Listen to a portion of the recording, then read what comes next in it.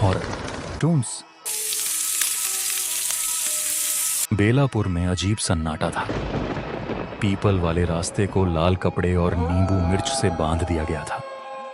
गांव वाले कहते थे अब आत्मा शांत हो गई है, पर मां जानती थी कुछ भी खत्म नहीं हुआ है। रात 2:17 पर मां की नींद टूटी। दरवाजे पर हल्की, बहुत हल्की ठक ठक से दस्तक हुई। मां का दिल बैठ गया। बाहर से आवाज आई, मां, मैं हूं। मां, दरवाजा खोलो ना मां। आवाज गौरव की थी। मां कांप गई। तभी पंडित की बात याद आई। अगर मरा हुआ बेटा आवाज दे तो दरवाजा मत खोलना। जो लौटता है वो बेटा नहीं होता। मां ने आंखें बंद कर ली। फिर दरवाजे की उस पाल से एक और आवाज सुनाई दी, मां, ठंड लग रही है। अब तो मां के हाथों में कंपन न होने लगी। शरीर ऐसा जैसे किसी ने जोर का झकझोर दिया हो। सांस फूलने लगी। अब तो दरवाजे के नीचे से पानी आने लगा। पानी काला और बदबूदार था। मां पीछे हट गई। दीवार पर पड़ा आईना अपने आप कांपने लगा। आईने में गौरव खड़ा था, लेकिन उसकी परछाई नहीं। आंखें उल्टी, मुंह से पीपल की जड़ें निकल रही थी। मां रो पड़ी। मेरा बेटा नहीं है तू। आवाज बदल गई। दरवाजा धड़ाम से अपने आप खुला। वह अंदर आया। गौरव या जो भी था, अंदर कदम रखा। जमीन पर जहां जहां उसके पांव पड़े वहां गीली मिट्टी रह गई। उसकी गर्दन अजीब कोट में मुड़ी थी। वह मुस्कुराया। मां ने मना किया था। तूने मुझे नहीं बचाया मां। तू जानती थी रास्ता शापित था। गौरव की बातें सुनकर मां का दिल बैठ सा गया। उसके आंखों से आंसू रुकने का नाम नहीं ले रहे थे। तभी चीखती हुई वह बोलती है, मैंने तुझे मना किया था। मां की बातें सुनकर गौरव जोर जोर से हंसने लगा।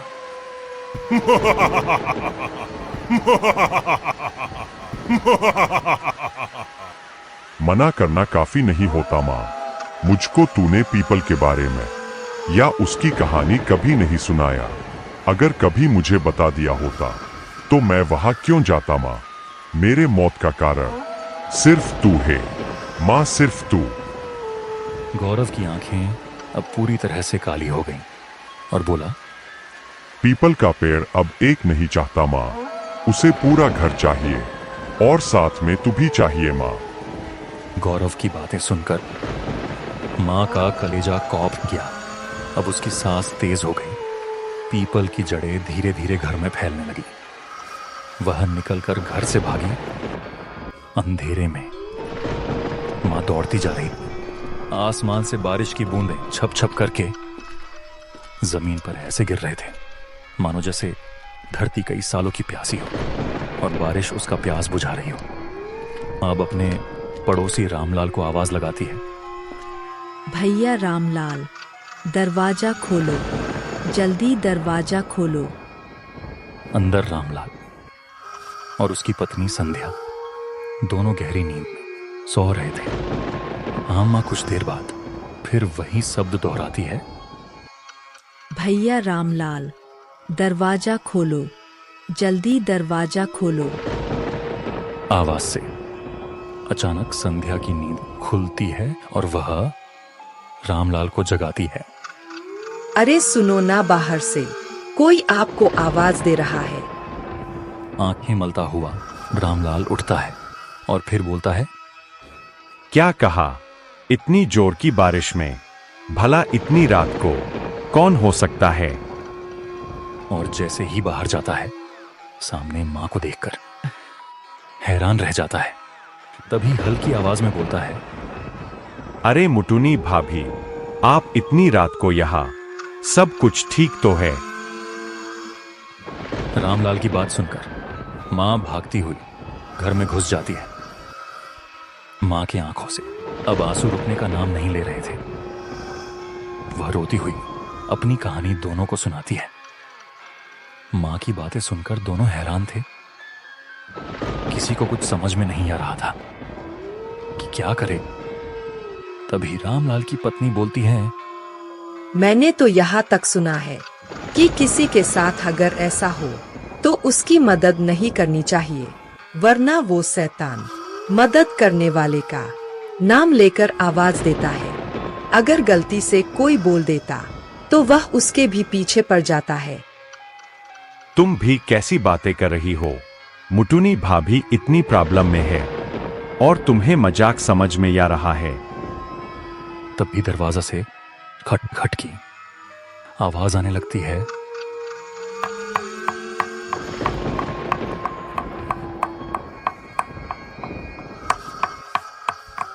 आवाज सुनकर रामलाल के पत्नी के चेहरे की मुस्कान गायब हो जाती है।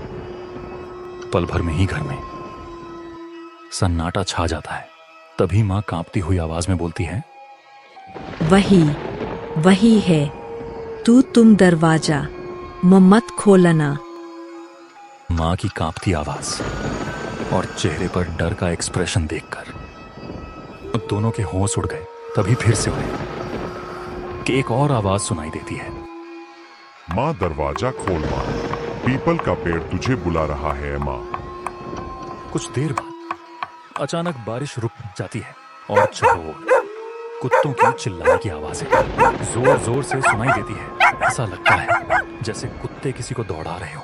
रामलाल की पत्नी खिड़की से बाहर देखती है तो बहुत सारे कुत्ते एक जगह खड़े होते हैं और चारों ओर सन्नाटा होता है।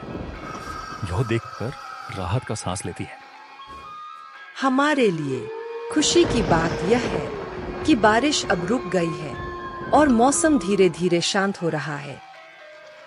पत्नी की बातें सुनकर रामलाल एक जोर की भी सांस लेता है और फिर हल्की आवाज में बोलता है, अब सुबह होने वाली है।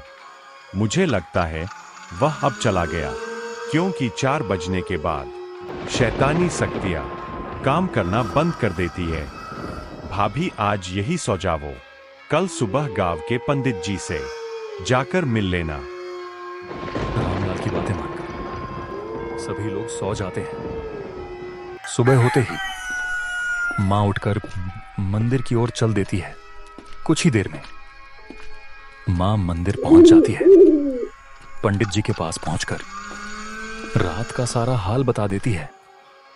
बातें सुनकर पंडित के हाथ पैर कांपने लगते हैं और वह दबी आवाज में बोलता है, जो लौटकर आया है उसे उसी रास्ते पर खुद छोड़कर आना होगा और इसके अलावा मुझे कोई और दूसरा रास्ता नहीं दिख रहा है। बाबा जी, उसका चेहरा इतना भयानक है कि देखकर मेरी रूह कांप जाती है। मेरे हाथ पैर कांपने लगते हैं। मां की बातें सुनकर पंडित कुछ देर सोचता है, फिर बोलता है, रात के 10 बजे घर से बाहर बैठकर उसका इंतजार करना और जैसे ही वो आए उसको उल्टे पैर ले जाकर के छोड़ देना।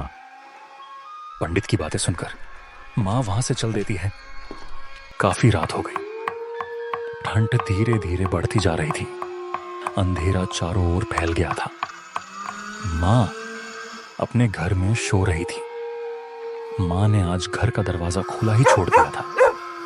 कुछ देर बाद कुत्तों के भौंकने की आवाज सुनाई देने लगती है। तभी गौरव घर के अंदर आता है और बोलता है, माँ ने मना किया था। गौरव की आवाज से मां की नींद टूट जाती है और गौरव का हाथ पकड़कर पीपल की रास्ते चल देती है। थोड़ी देर में वह फंस फुसाया। माँ, इस बार मत छोड़ना। पीपल के पास पहुंचते ही हवा चीखने लगी। तभी पीपल बोला, एक माँ, एक बेटा, एक और पीढ़ी।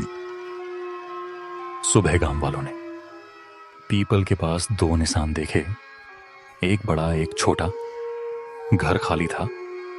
आज भी रात के 2:17 बजे अगर कोई उस रास्ते से गुजरे तो 2 आवाज सुनाई देती है, माँ ने मना किया था